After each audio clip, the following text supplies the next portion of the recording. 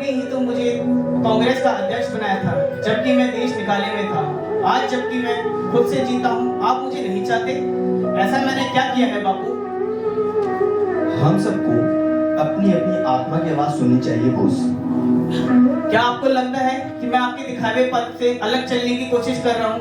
क्या आप इसलिए चाहते हैं कि मैं इस्तीफा दे दूं? अगर अब भी तुम पार्टी के बनाए नियमों पे चलने की प्रतिज्ञा करो और अहिंसा का व्रत लो, तो तुम्हारे साथ कांग्रेस जरूर काम करेगी। अहिंसा एक समय में बहुत बड़ा हथियार था, लेकिन वो समय शांति का था। अब जब दुनिया में युद्ध के नगाड़े बजे हैं, तो अहिंसा की बांसुरी कौन सुनेगा बापू?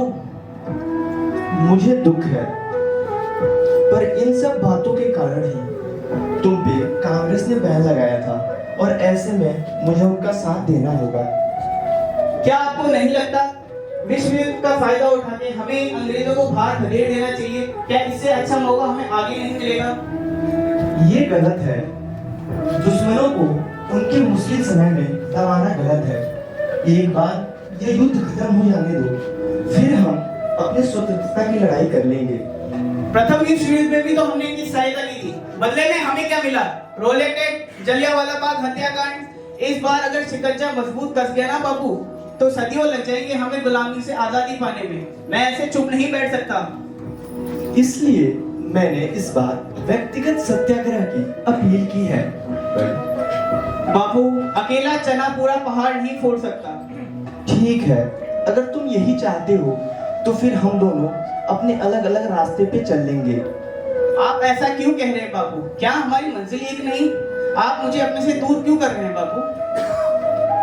मेरा प्यार फूल जैसा कोमल है और पत्थर जैसा कठोर, और तुम भी मेरे बिगड़े हुए बेटे हो सुभाष।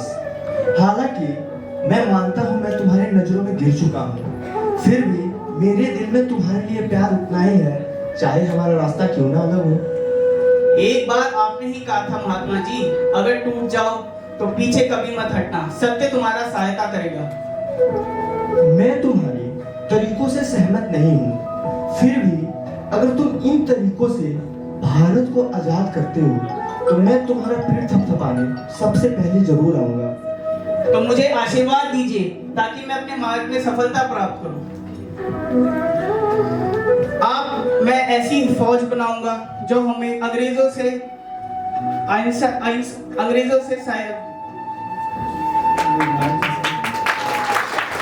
स्वतंत्रता प्राप्त करवाएंगे। धन्यवाद।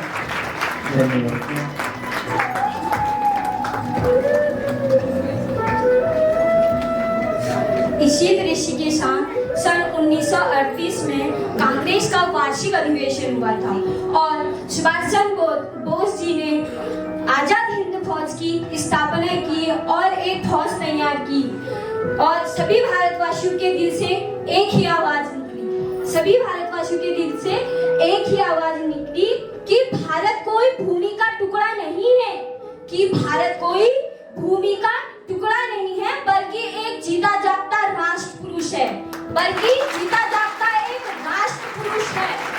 ये वंदन की धरती है, ये वंदन की धरती है, ये अभिनंदन की धरती है।